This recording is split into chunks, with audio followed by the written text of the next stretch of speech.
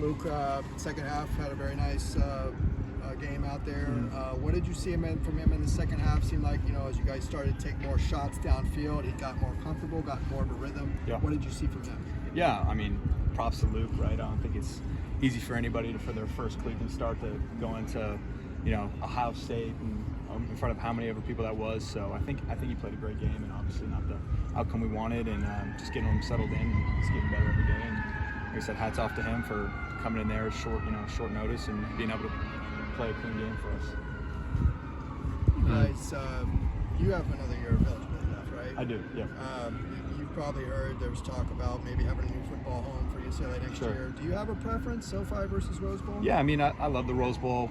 Played in it for my 4 seasons here. Obviously, they don't, I'm not a part of those conversations and above my pay grade, right, if we go to SoFi or Rose Bowl. But, it's a great place and great atmosphere. I think a lot of us love it and love playing there. I think we just love to play football too. So you were in the LA Bowl at SoFi, right? So you have a good perspective on both places. Yeah. I mean, obviously SoFi is an NFL stadium, more modern. I mean, is that kind of the bells and whistles of that? Is that exciting for you, maybe? I mean, I think it is newer, so I think in that sense maybe, but the field's a field, right? It's 53 1/3 by 120 yards with the end zones too, you know what I mean? So the field's a field. So I think, wherever we play in 2026 season and whenever, again, above my pay grade for that decision, I think we'll love it and keep playing ball and just try and get better every day. And then the last thing on this, do you have kind of a special emotional attachment to the Rose Bowl? I mean, it's been UCLA's home for so long, right? I mean, it's a special place. Sure. Do you? Yeah, a lot. I mean, a lot of history there. You go into the home locker room; it's all the All-Americans. Recently, shout out Carson Schlesinger, who's up on there now. So, it's a ton of history. It's a great place. I mean, there's a reason they do the New Year's Six game there too, and you see it packed out with, split in half with 2 different colors or whatever respective teams. So, it's a great place. And a lot of legends have played there. So obviously, there's a lot of history around it. We saw Nico back out there. How do you look? And did he handle all the first team reps today? So Nico, just came out and practiced. Obviously, whatever happened last week, and I think we had a great day of practice out there, out on the IM fields. So it was awesome. What have you seen from Nico? I mean, it's not often for a guy to have pretty good success throwing the ball and also be one of the leading rushers on a team. I think there's only 14 this season that have 150 rushing yards as well as over 1,000 passing yards. So where do you see from Nico and both facets? Yeah, as we all know, he is tremendous with his legs and doesn't maybe doesn't love the slide. And probably Coach Jerry's got him on that for last week and everything. But yeah, he's able to make plays, in the air, on the ground, and kind of that.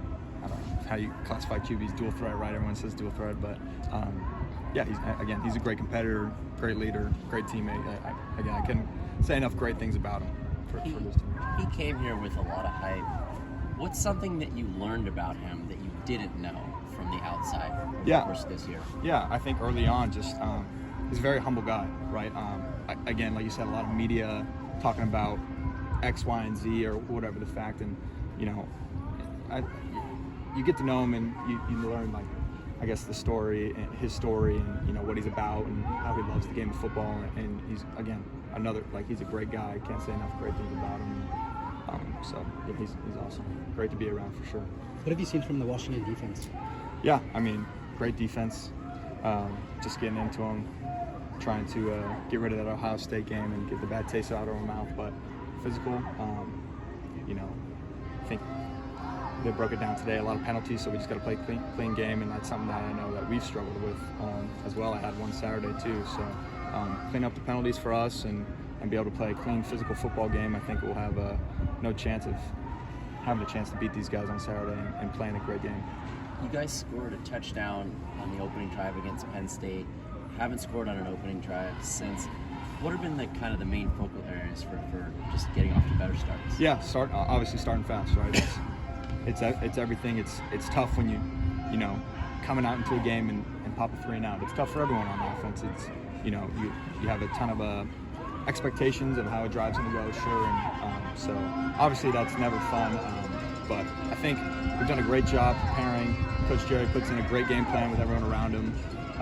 now it's up to us to execute. Like I said earlier, cut out the penalties. I think we had 2 the first drive in our house. That's tough. You're already setting yourself behind the 8 ball. So clean that up, and we'll be rolling. We'll be rolling. So. Where do you find like the motivation at this point in the season? Yeah, I mean, this is, like I said earlier, this is football. Like we played at the IM Fields where the guys used to practice, I don't know how many ever years ago. So this is the game we love. We play this. I always think of it as this is a children's game, right?